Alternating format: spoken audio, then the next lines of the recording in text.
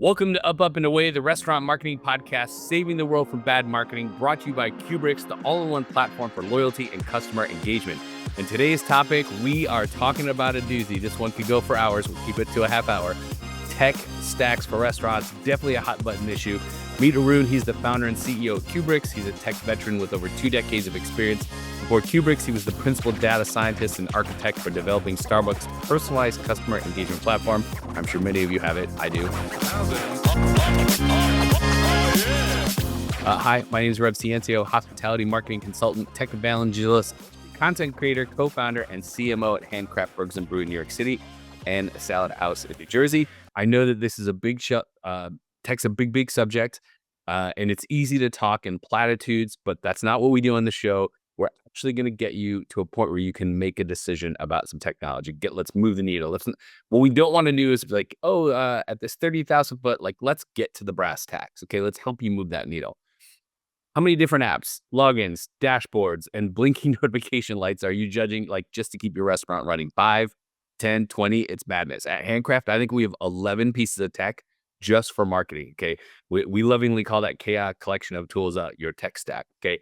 And honestly, for too many restaurants, it's less of like a stack and more of like a Frankenstack. It's MacGyvered together with duct tape and bubble gum, barely functional, probably leaky data, and efficiency is about same as a leaky bike. It's costing you time, maybe money, maybe your sanity, maybe you're not even using all those things. Today, we're going to cut through that clutter. We're going to dive deep into why a consolidated, integrated tech stack isn't just some Silicon Valley buzzword. It's rapidly becoming a non-negotiable for restaurants of all sizes that actually want to scale, compete, and, not pull your hair out in every shift. Okay. And not think about, I can't even touch that thing because there's so much happening. To help us navigate this digital jungle, who better than the man who actually builds this stuff and thinks about it all together? Arun, buddy, how you doing today? I'm good, Rev. I'm looking forward for some, let's start with a question from you as a restaurateur. What comes to your mind when you want to select a tech stack? Okay, so I'm going to do a bit of framing. I think a lot of restaurants approach tech stack at the problem scenario. I got a headache, I need aspirin. Makes sense, right? They're trying to solve at a symptom level, and I'm not sure that's the best approach. But look, you've seen this at literally the highest level. You built the Starbucks reward system and app. You've seen what the gold standard looks like.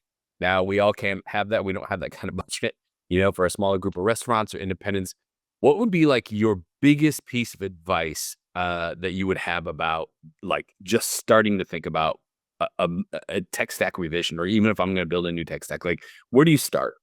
Right. I think the one thing which we need to do is that balance, the idea of best in class versus an aggregated tech stack. Like how much of all in one, what's the fine tuning? Should we have this one extreme? Should we have one tech stack for everything? Like Uber restaurant tech platform, just one platform. That is one extreme.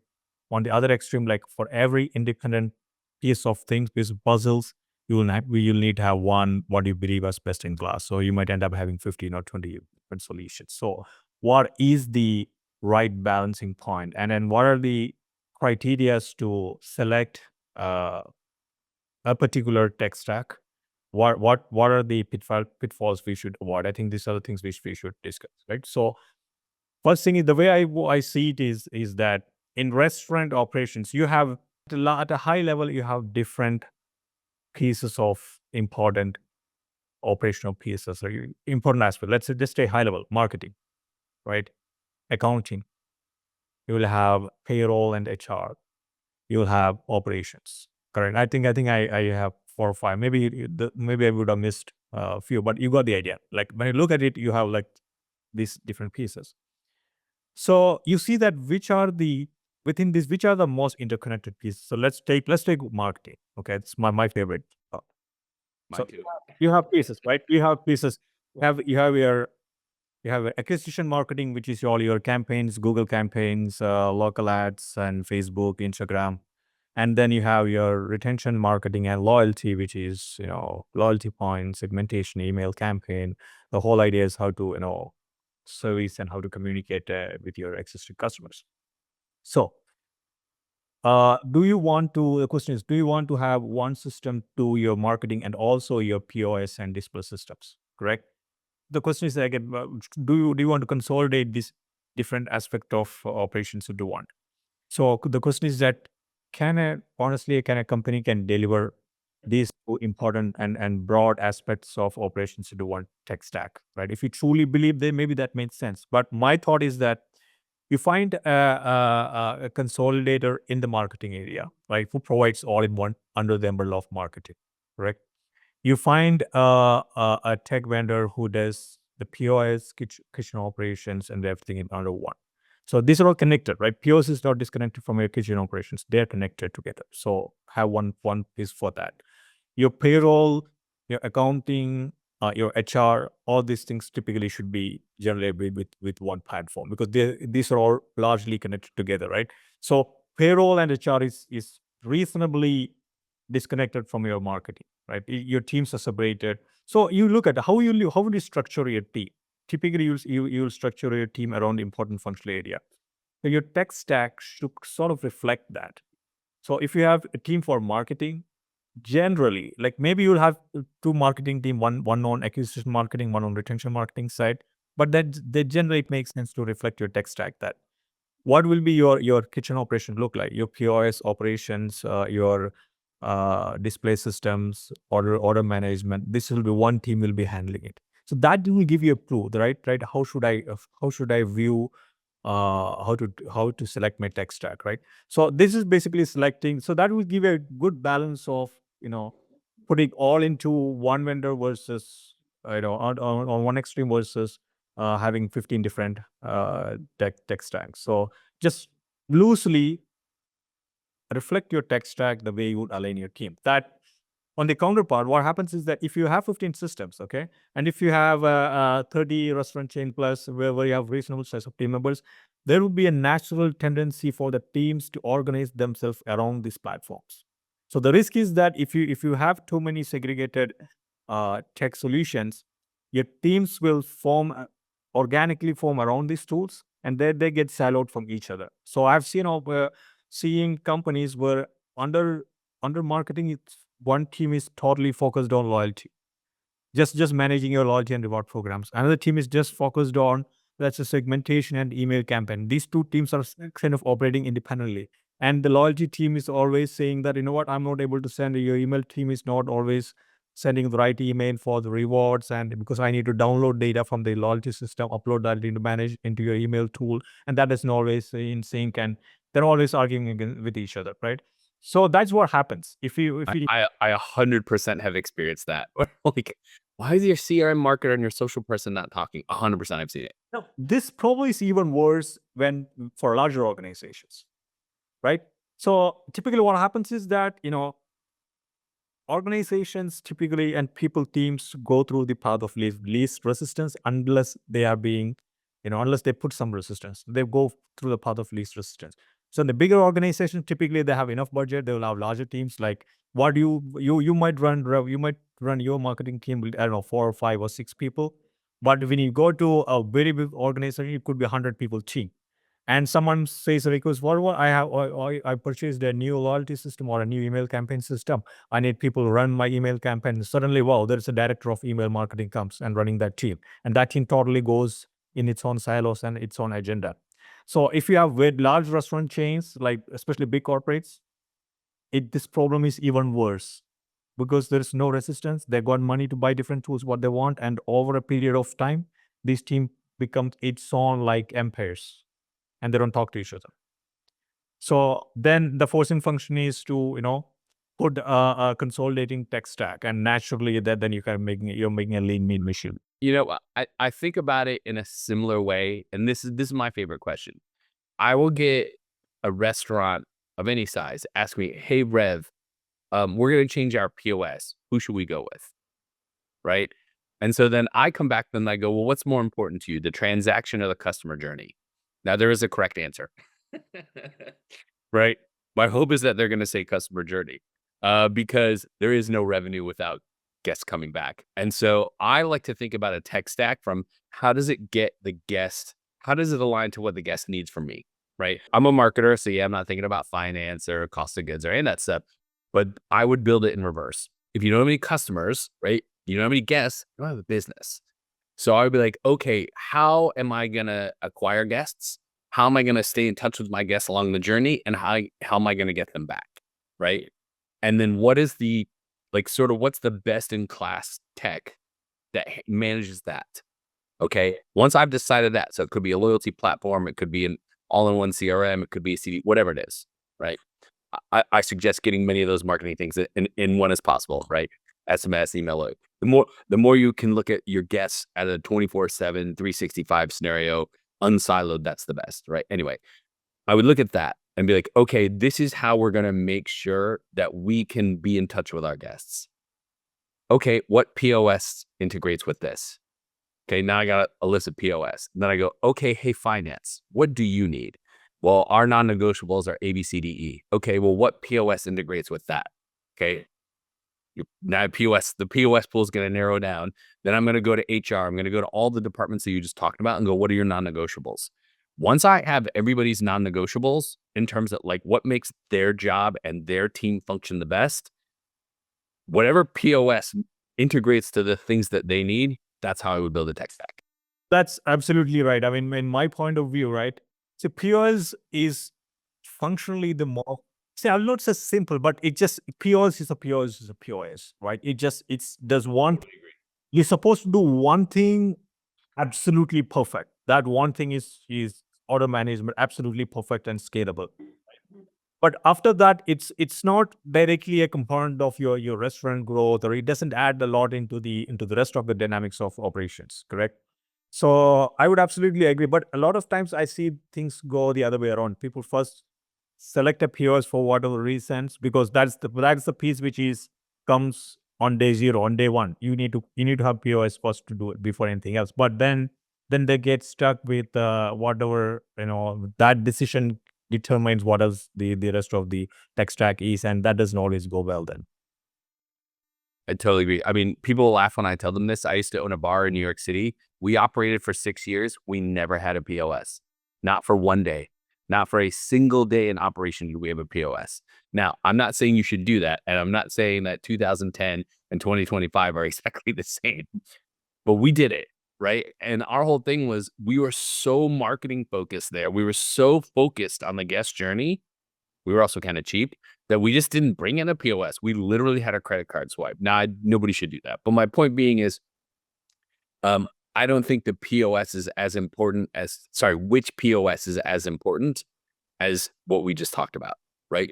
What are the things that I need to attach to my POS to help me be better at my job, to help me with my guest journey? And I couldn't agree with you more. A POS is a POS or a POS.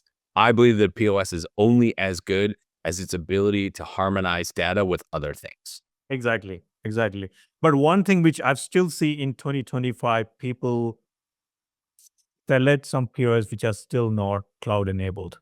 No cloud enabled APIs around it. All the data is localized. And because of that, it cannot integrate with anything else. For whatever reason, they end up selecting it. Maybe they don't know the importance of being cloud enabled, and later they get stuck with that. So that's something which you should absolutely go with. Like, it has to be a cloud enabled POS with API integrations possible. So that means it should have APIs enabled for all the functionality. Like, it should, even if, as long as you know that you're selecting a POS which is integratable, right? Let's say if we already selected an accounting software vendor, and that software vendor do not have an integration with a said POS, that's still okay as long as that POS is integratable, right? Because then your accounting vendor can spend a month or so, then they're integrated. The things become worse when your best-in-class loyalty software comes and say, what, your POS is not integratable because that's not, technology is not good, or they don't even allow the integration. That's problematic. Yeah, I think integration is probably the most important part of in selecting a POS, because again, each department is going to need functionality that like some POSs will tell you, oh, we have this thing and we have that thing and we have that thing, but it's not a good thing. So in that case, like the tech stack consolidation isn't a great idea, because you're going to get an email platform where you might get some HR management, but like it's a crappy tool. You know what I mean? Right. So yeah, to me, it's again, I would choose POS last because they're kind of a dime a dozen. No offense, POS people. And ultimately, I don't think anybody ever built a POS because they wanted to help a restaurant with a customer journey. I think they built a POS to get transactions. You know what I mean? Yeah, because POS is the bottom of the funnel. It connects everything together. Everything starts, right? All the data starts flowing in from POS. So if you make POS selection as your criteria, that whatever else you select becomes contingent upon this POS. It depends on this POS. So if you go the other way around, as you mentioned, the first you select all the individual pieces, and then you select which is the POS which is already integrated or which can integrate with those systems, then it becomes a great choice. Otherwise, you'll be handcuffed by the POS company. Okay, let's go from a different perspective. Let's say that you love your POS. Let's say that you already have POS in your stores. It's working great. You're happy. Whatever you need it to do, it does really, really well. But the rest of your tech stack, total mess. Do you have where would you start? Like, what would be the first thing you would think about? I think I would think about first you select the tech stack, whatever the rest of the text. Let's say your loyalty platform. I'm just making it. It could be anything else. Just say if it's a loyalty platform, you find out the best loyalty platform you want, and talk to your POS company to enable an integration. Right. In my opinion, all the POS companies should be open to integrate, because if they're not doing that, they're basically creating a debt in your ecosystem, and it's not a win-win for anybody then. Yeah, for sure. I say this all the time. Not only is every single restaurant different, but every single restaurant, even inside a chain, is different, right? The McDonald's in my town and the McDonald's in the next town over aren't the same. They don't have the same guests. This one has 2 drive-throughs. This has 1 drive-through. The household income in this town is different. Like, they're all different. And I think that if you're a POS company and you do not have open integrations or you don't make it easy, you're actually making it hard for the people that pay you money to use your thing, because I might need different systems to manage different businesses. You know what I mean? Right. Right. Exactly. Exactly. Yeah. I have a client I work with that has literally thousands of locations, thousands, and they're mostly full service. Okay. They opened a quick service counter yesterday. It's a hybrid of one of their other brands that has hundreds of locations that are, somebody greets you at the door, takes you to a table, server serves you. They open a fast casual counter, like literally grab and go. It's not the same, right? Yes, some of the food is the same, but like what that store needs is not the same as all of the other stores. And so if the POS company or the tech stack you've chosen doesn't have the flexibility for you to allow that, it's a mess. Right? Exactly. Exactly. So, one thing I want to bring up from my experience, I've seen this a lot. This is not really a technology, but sometimes when you select a vendor, this comes into picture. Okay, when if you're the chosen area of technology is something which can change in time. When new technologies come, new situations come, new scenarios come. You know, typically POS is not POS. I said POS typically does one simple thing where you're supposed to do one simple thing very well, but certain other technology area changes with time. Okay, now you need to select a vendor who is approximately kind of your in size, so that they kind of respect your requests for change, adding new features, etc. So I've seen let's say some 20 or 30 chain restaurants, and they buy a software from the $10 billion company or a Silicon Valley company, and they say the company sells it goes, but they say, what, can you just do this integration, or can you make this change? It doesn't work well, or no one cares at that point, right? The big company make the sales and then they're gone, right? There's no great customer support. So that is something which I see it's very relevant.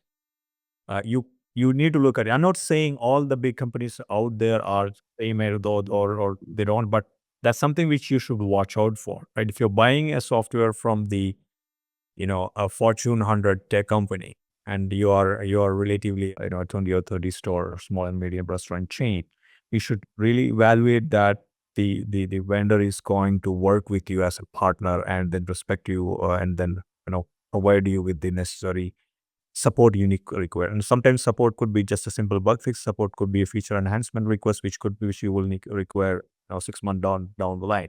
And let's say you are acquiring new restaurant, another brand, you will need now integrate your system with a new brand, and then there will be certain custom changes you might require. Will your vendor support that? So those are all important questions to ask. Amen. Let's talk about marketing tech real quick. It's a marketing show. Let's talk marketing. Um, what's your hot take, or how would you approach thinking about working with and selecting marketing vendors? Like, what's important? So my thought is that marketing, again, I would go for one platform which does most of the things under marketing. Correct. Generally, like I can separate that into advertising marketing and loyalty and retention marketing as two separate things. But let's say under loyalty and retention marketing, I'll go for one vendor, which is everything related to interacting with my existing customers. That could be, you know, getting customer feedback, getting sending email campaigns, creating my loyalty programs, creating my rewards, creating gamification, creating challenges. So everything I need to interact with my existing customers, I will create into one system. And this is why it is, because these are all interconnected. The data is interconnected, data flow is interconnected. Your loyalty system will understand the customer, understand how much reward needs to be given or how much points they have earned, which you need to fed into your segmentation system to understand who are your active customers who didn't show up for the last 60 days, how much reward everybody is earning, which you'll need to fit into your campaign and journey builder tool to create campaigns which is connected to your email marketing, right? So these are all connected systems together. If you forcefully separate, then what happens is you'll need to import data on one system or put that into another system. You'll need to open two systems. You'll need to create your loyalty campaign, create your promotions into one system, go to the other system and say that if you upload the data, press a button, of course, you'll need to have one expert who understands one system. So it'll run into that problem, correct? So I would see this, because the one way to look at that choosing is that which part of where the data is connected, right? At all the systems where the data is connected, once the data needs to be used across, that has to be in together. The loyalty data is used in email campaign. The result of the email campaign is fed back into loyalty and is fed back into analytics. All things come together, correct? That's I would agree with the thinking. I would say this, right? You should choose technology based on marketing tech based on two criteria. Okay. One is what you just said. Like, I want to unsilo data. I want to harmonize data. Like, how can I get the most amount of customer behavior data in one place so that I can analyze as much of it as possible, right?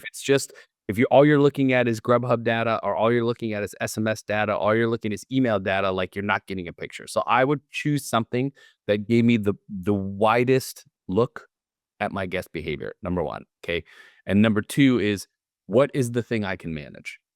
Right. So if I'm a 2-unit business or a 5-unit business, like, getting the tech stack that McDonald's uses for marketing, you're just going to look at it every day and go, I don't know what to do. You know what I mean? So you have to make sure you also can manage and use the thing that you get. You know what I Right. mean? So to your point, right? That's interesting to see. Typically, it's not the McDonald's of the world who have the latest and greatest of the technology or best in class technology often, because what happens is that once the big companies acquire or particular technology, it takes time and money for them to invest, train people, and then it's a big process for them to unwind from that technology and create a new one. So versus smaller restaurants is more agile, and then they can change technology relatively faster than the McDonald's of the world. Amen. I was using an example, but yes, you're 100% correct. My point being that a really sophisticated system for an unsophisticated team is not going to work. So you need to pick the best in class thing that does the most amount of stuff, that can harmonize the most amount of data that you can manage. If you buy a Ferrari with a manual transmission and you don't know how to drive it and you live in the desert, like, why did you buy that? You know what I mean? my sort of my point, and listen, if you own a racetrack and you buy a Chevy Nova, like, what were you thinking? These are my car analogies of the day. But amen. Get the thing that allows you to visualize the most, that understand most about your guest, and action it, that you'll actually log in and use. You know what I mean? Right. Right. Bro, so this is also a question. Does a small and medium restaurant, does it make sense to have their own technology team? I haven't encountered, but I would love to know your thoughts from restaurant's point of view. How many of those restaurants, let's say about 20 or 30 chains or plus, do they tend to have their own tech teams? Edible also. It's a great question. I think that those businesses have to have somebody who owns tech, right? So whether they have a CTO or CIO is not really relevant. There just has to be somebody who's like, I got this, right? At Salad House, perfect example. We have 20 stores. We don't have a CTO or a CIO, right? Our director of operations owns tech stack, right? So anybody else in the organization, like me, the CMO, who wants tech stack, I go to our director of ops and I go, listen, I want this tech thing. Here's what it does. And then he and I figured that out together. So you don't necessarily have to have a team, but you have to have an owner. There has to be a buck stops here person, right? And then what I would tell people, we'll talk about a different vendor here, science on call. Like, if you need tech support and you can't afford somebody, go call Science on Call. That's exactly what they do. They can virtually fix almost any tech problem a restaurant would have. So in that case, like, do we need to have a CIO or a CTO at 20, 30, 50 units? Not really. You just need somebody who's gonna own the thing. You know what I mean? Because tech breaks every day. So somebody has to. I don't know if you have a differing opinion, but that's where I sit on it.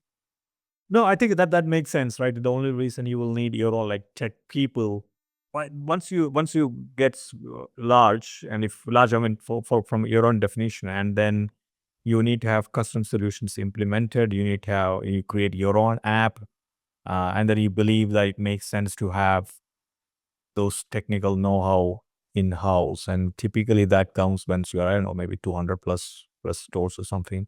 That's what you even think about it, and uh, most of the times you don't need it. I mean, coming from the even for large, I've seen even large corporations in the restaurant industry uh, suffer from very large tech teams. Actually, like things.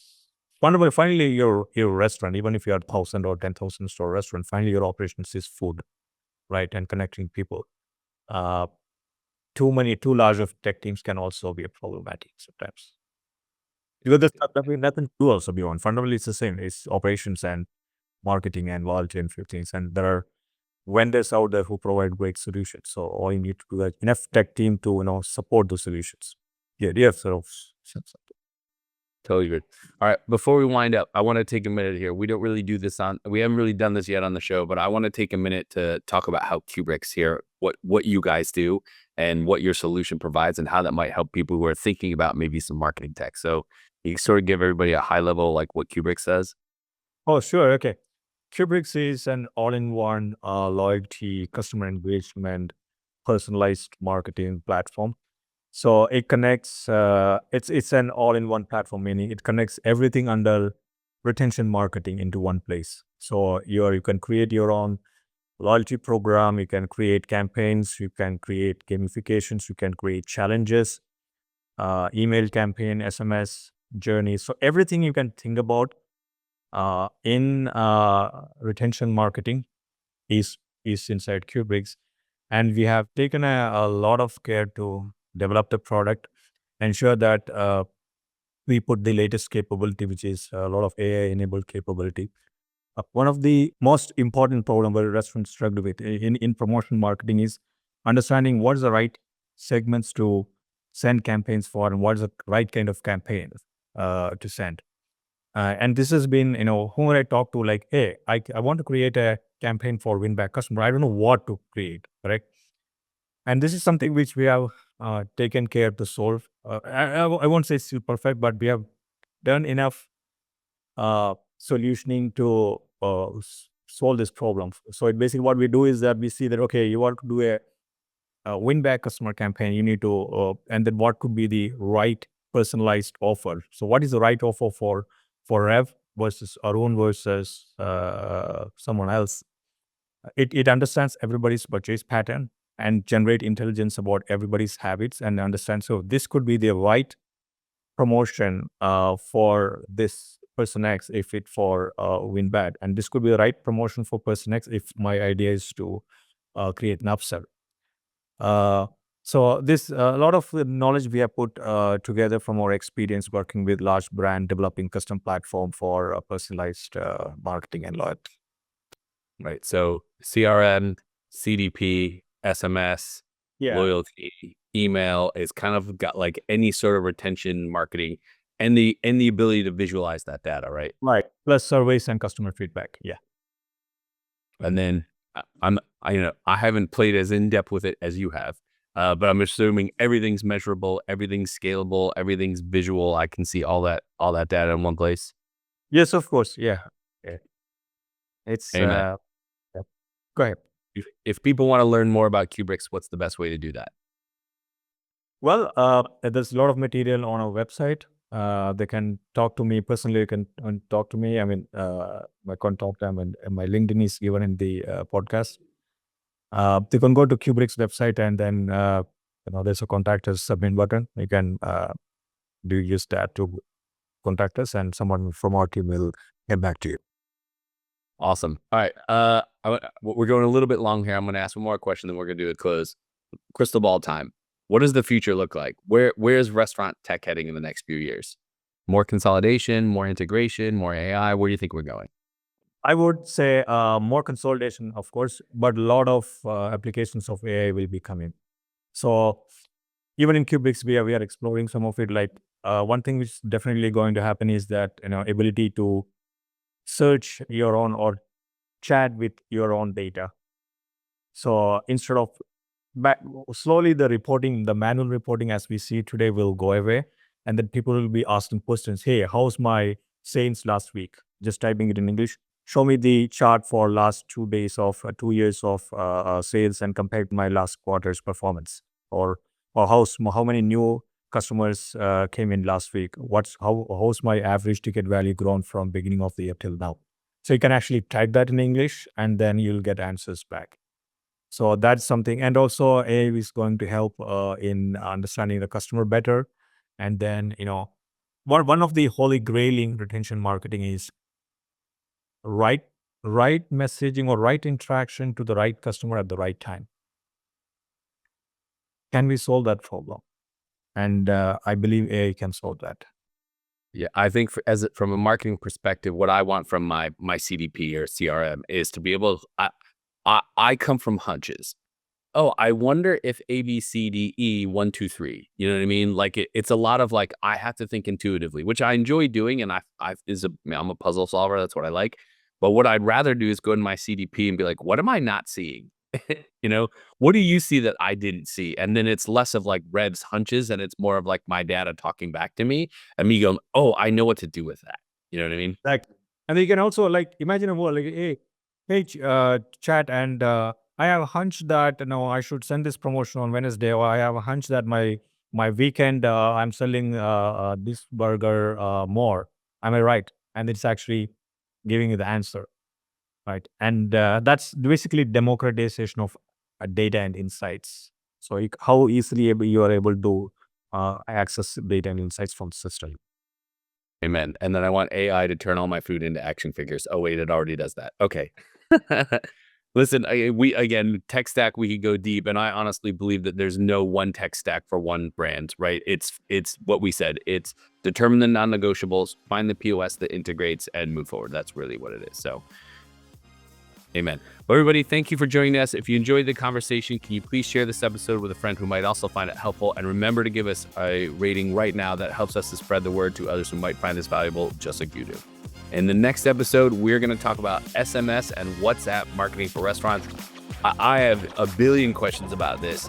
I have a few clues of what to do, but there's certainly a whole world of things I can learn, so I'm excited for that. Make sure to hit subscribe on your favorite podcast player so you don't miss out on an episode from us. Cheers.